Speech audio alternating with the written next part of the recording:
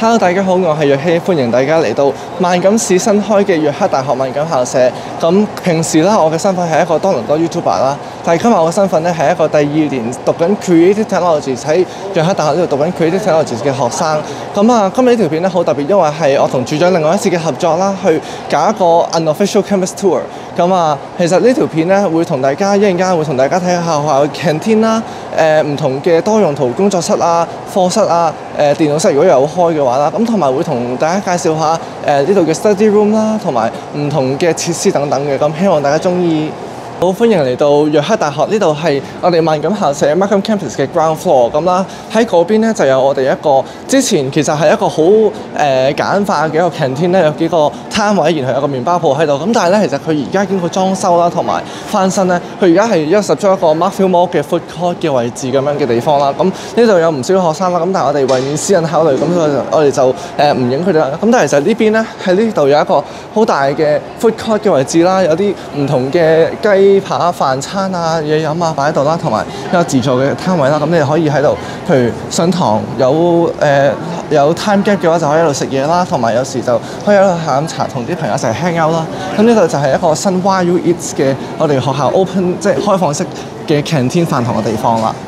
咁咧，因為其實Markham Campus 呢個萬錦校舍地方啦，佢相對新啦，同埋其實佢之前12年嘅建築啦，去到而家佢就正式開放俾學生嚟讀書第2年啦。咁頭先我哋睇咗後面呢度 canteen 啦，咁但係其實除咗 canteen，譬如可能大家會覺得個價錢有啲唔同啊、貴平啊咁樣啦，咁所以其實呢度附近啦都有好多唔同嘅餐廳嘅選擇啦，譬如係新旺角廣場啦，我哋新城市有、大明又有，同埋好多唔同嘅餐廳啦，或者係我哋近翻Downtown Markham 喺萬豪嗰邊啦，都有唔同嘅餐廳啦，亦都喺其實去到 Kennedy 或者 Markham 啊，唔同地方都有好多唔同餐廳咁，俾唔同嘅學生有一個好特別嘅選擇。嚟到呢個位咧係 Metropia Student Success Centre， 咁其實呢個位咧主要係叫做一個學生服務中心啦，咁俾唔同嘅學生入去問下裏邊嘅 staff 唔同問題啦，譬如係學生貸款啊，一啲 general 學生喺呢個校舍會需要問嘅問題啦，咁呢個亦都係一個學生支援中心嘅一個地方喺度啊。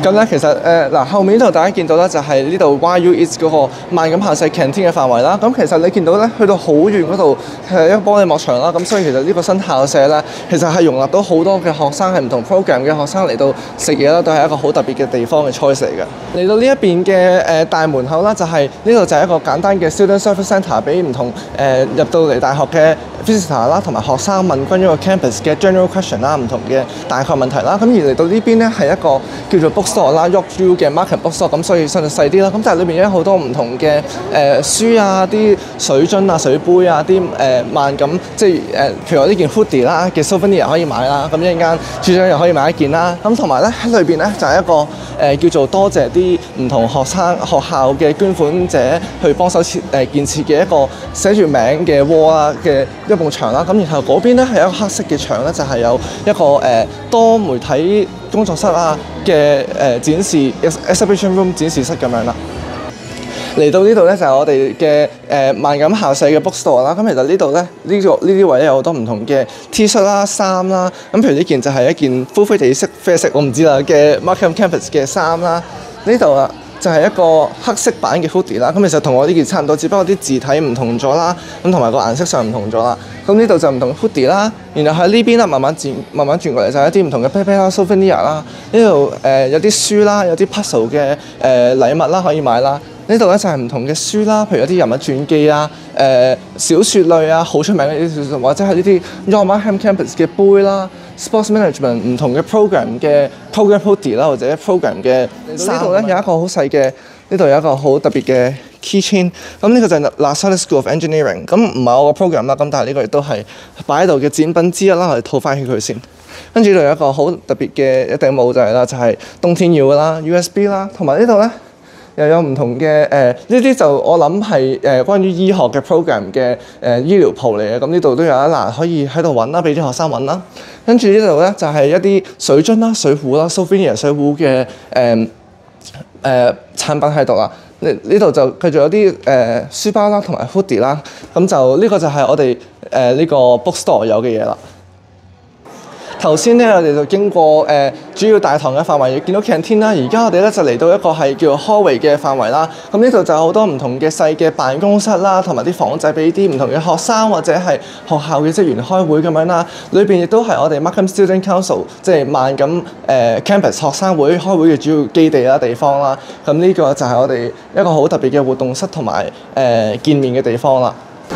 跟住我哋而家上去咧，就係由ground floor 上樓梯去到2樓啦。咁2樓咧其實就譬如喺左邊啦，樓梯上面左邊啦，我哋有一個好特別嘅俾學生嘅 rest area 啦，或者係總之活動區啦。右邊咧就係唔同嘅lecture hall 啊，好大嘅演講會堂啊咁樣啦。咁同埋咧值得影嘅就係中間嗰度就係學生可以打乒乓波嘅地方啦。咁呢度其實附近都係一啲唔同嘅sitting area 啦、common area 啦。嗰邊咧就係另外一個學生坐喺度睇電腦或者食嘢嘅區啦。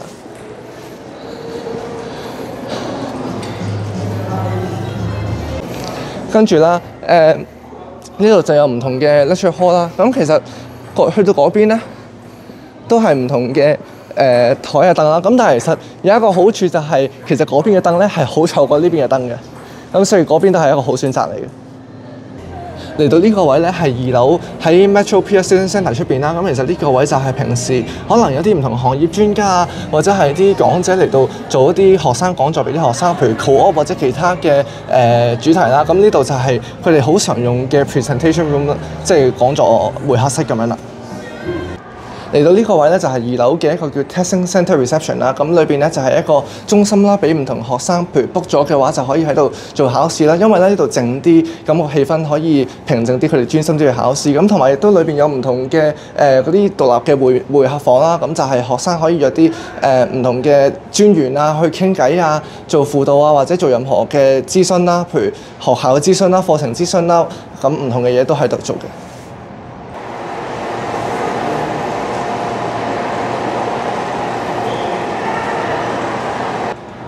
呢度咧就係一個祈禱室啦，叫 Multi-Faith and Spiritual Reflection Room 啦。咁就俾唔同宗教朋友啦，或者係啲學生可以入嚟自己坐下，或者好靜咁樣祈下禱啊，俾一個靜嘅地方自己咁樣啦。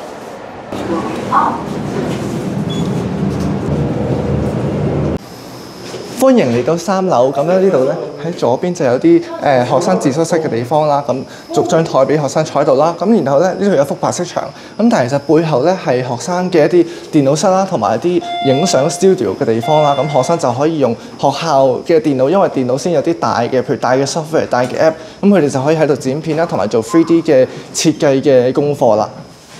而家我哋見到嘅咧就係叫做 Editing Suite 啦，咁呢個就係呢個 Editing Suite 咧，其實唔係 walk-in 行入去啦，咁但係就要喺網上啦嘅 York 嘅特別網站啦，去提前 book 啦，然後 book 咗唔同嘅特定時段啦、特定嘅房啦，即係譬如你要啲咩器材或者你要做啲咩工具嘅 software 啦，咁就 book 咗，然後咧去翻圖書館嗰邊去攞鎖匙，見翻啲 staff 咧，咁就可以入嚟用，譬如1個鐘、2個鐘咁樣噶啦。呢度咧就係一個叫 3D Maker Space 啦，咁3樓有一個，6樓都有一個啦。咁呢度咧就係而家大家見到嘅呢啲黑色嘅機器咧，就係啲唔同嘅 3D printing 嘅裝置啦，機器啦。咁就係俾啲學生用。咁但係其實雖然咧機器咁大好靚，咁但係其實每一次 print 嘢咧，視乎你嘅形狀、嗰個物件嘅大小同埋你要用啲咩器材啦。咁其實每一次當你去 book呢度嘅職員去 print 一嚿嘢，咁其實個價錢都好平。咁同埋咧呢度咧，我哋喺外場，因為裏邊有人做緊嘢，咁所以你就唔影啦。咁但係呢度咧，呢度有一啲機器啦，裏邊亦都有啲係譬如話啲唔同器材啊、鉸剪啊、唔同嘅 whatever 啦。咁裏邊就有一個好大嘅工作室，俾唔同嘅學生入去啦，同埋有幾個職員去幫啲學生嘅。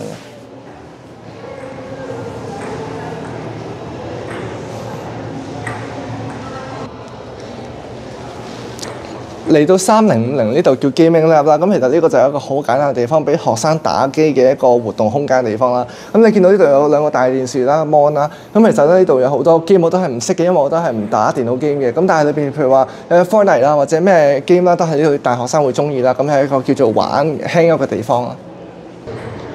咁其實咧 Markham Campus 呢度咧好注重學生，譬如藝術啊，或者係攝影啊、拍片呢啲嘢啦。咁呢度叫 Multi-Purpose Studio 咧，就係一個多用途空間啦。咁其實你裏邊見到一啲竹棚、一啲棚啦、有啲腳架嘅地方啦，咁就可以俾啲學生拍片、影相、做訪問嘅一個 studio 嘅房啦。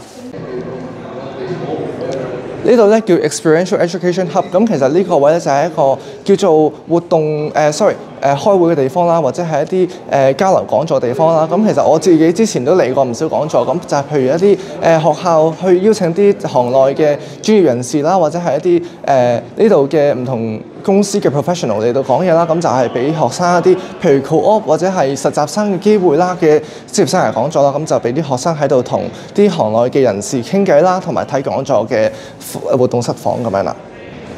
呢度咧就係3樓嘅 library 啦，咁我而家講嘢都要細聲翻少少，因為裏邊都有好多唔同人喺度溫習緊啦。咁其實呢度就係一個Markham Campus 嘅 library 啦，裏邊有好幾行嘅書啦，同埋有啲譬如台坐低俾學生自修啦，同埋唔同嘅房仔都有唔同嘅用途。咁呢度係一個自修室嘅好地方嚟嘅。頭先同大家睇咗圖書館出邊嗰度啦，裏邊有一個細嘅自修室啦。呢度咧就係一個大啲嘅地方，俾真係好多唔同嘅學生喺度有得坐啦，同埋有啲梳化又可以坐嘅地方咧，就做自修室同埋傾下偈咁樣嘅地方啦。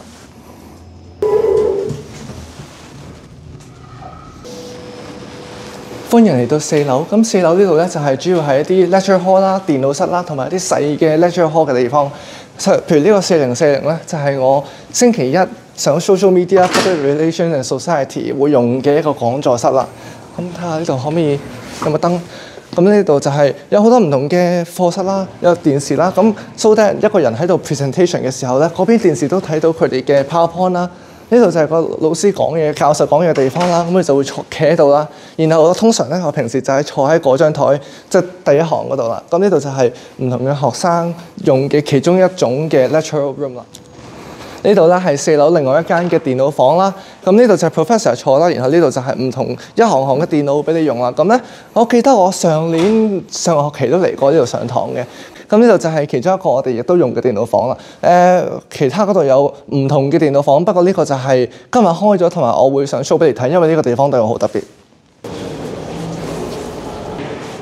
喺我身後咧有 lecture hall D 同 E， 咁就4個門口2個演講廳。咁呢度咧都係我喺呢度上過唔少堂嘅地方啦。咁平時大家咧喺戲裏邊啊，啲英文戲裏邊見到啲好大好靚嘅大學 lecture hall 咧，呢度就係有啲斜嘅樓梯啊，好大個電視啊、白板啊嘅一個演講廳就喺呢度。咁我而家首先講下我而家背景啦。咁我而家就喺第2年讀緊 Creative Technology， 中文名叫創意科技嘅一個 program 啦。咁佢係好新嘅 program， 咁而且係得呢度萬錦校舍新校舍先 offer 啦。咁我一開始睇到 offer 嘅時候，哇！佢帶我嚟 Markham Campus， 我未聽過，我未見過，所以我好好奇啦。咁嚟到之後咧，我發現呢個係好地方，因為咧佢呢度啦。唔同樓層會有一啲好細間嘅獨立嘅電腦房俾你剪片啦，咁你可以好集中同埋好專心咁去做一件事啦。同埋有啲譬如係 makerspace 啊，搞啲立體圖形設計啦，都係一個好地方啦。咁同埋咧，其實喺3、4樓以上啦，有啲好大好靚嘅 lecture hall 啦，喺其他地方係唔會見到嘅。咁就啲設施好新好靚，所以讀書讀得開心啦。咁我哋去翻1樓啦，1樓咧就有啲 bookstore 啦，同埋一個好大嘅叫 Transmedia Lab Studio。咁其實嗰度咧就係一個叫做媒體 studio 嘅地方啦。咁有時嗰度就會搞啲譬如 motion capture 嘅科技嘅professor 帶啲學生入去做嘅工作坊啊、上堂啊。咁同埋之前喺 For Campus Day 即係 Open House 嗰陣時咧，個 professor 都喺嗰度特別去做咗個 tour 啦，去講嗰度呢個科技點樣做咧，即係同啲家長解釋啦。咁呢個就係喺 Markham 呢度呢個 program 會俾到一個好特別嘅地方啦。其實咧，喺Markham Campus 呢度啦，金色嗰棟大廈我哋見到啦，去到好遠就係萬豪冰室嗰度啦。然後萬豪冰室再對面咧，其實有一棟好大嘅 building 啦。喺嗰個範圍內，即係邊一棟 building 我唔係好肯定，但係喺嗰個範圍內咧，其實有幾棟 building 咧係York 同其他啲細嘅公司、大細公司去合作啦，去俾啲學生呢啲唔同嘅單位啦，俾佢哋可以做嗰度嘅宿舍嘅。好啦，言歸正傳，講翻今日我同處長嘅一個叫做非正式嘅學校嘅 tour 嘅合作啦。咁咧，我就諗咗好耐，因為其實我平時去譬如香港人商會或者係唔同嘅朋友啦，我同佢哋講話，我係 York 嘅新校舍 Markham Campus 嘅 Creative Technologies。咁好多人就會諗緊，其實呢個人邊個嚟㗎？佢讀嘅 Creative Technologies 係咩嚟㗎？咁但係 York Markham 新校舍你講過好多次啊，但係裏邊究竟係點嘅咧？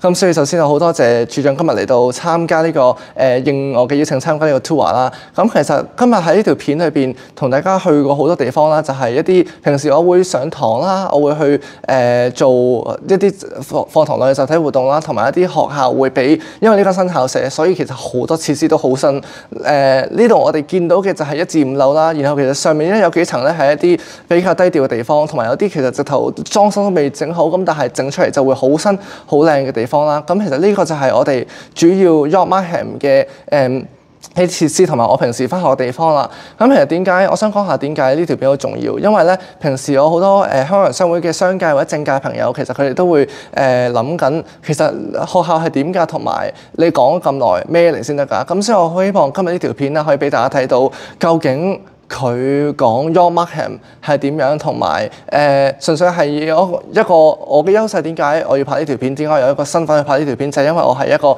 現任喺呢度讀緊書，係逢星期1至5會返學讀緊書嘅人。咁所以咧，亦都因為我識到處長，咁所以我就決定揾佢過嚟做一個 tour 啦。咁我希望呢條片啦，會對未來可能係學校嘅捐款人、學校呢棟 building 嘅持份者，或者喺呢度附近嘅國會議員、省議員或者區議員，佢哋會參加York Markham，譬如一啲中秋節嘅開幕禮嘅活動啊，一啲唔同節日，因為其實呢間大學都好注重文化同埋即係唔同國家嘅人嘅節日呢樣嘢啦。咁所以其實有時佢哋都會有啲譬如嘅活動唔同嘅活動啦，譬如啲開幕禮或者講嘢嘅典禮啦，咁都會邀請好多政界朋友嚟。咁今日呢條片咧，我就好希望可以俾到你哋一個好叫做真實嘅認識，一個 first person 嘅視覺去到睇到究竟呢間學校裏邊係點嘅咧。咁希望大家中意呢條片。未來可能而家讀緊中學，或者喺度讀緊小學，或者甚至未嚟加拿大，喺香港或者海外任何地方嘅學生嘅家長都會睇到呢間新校舍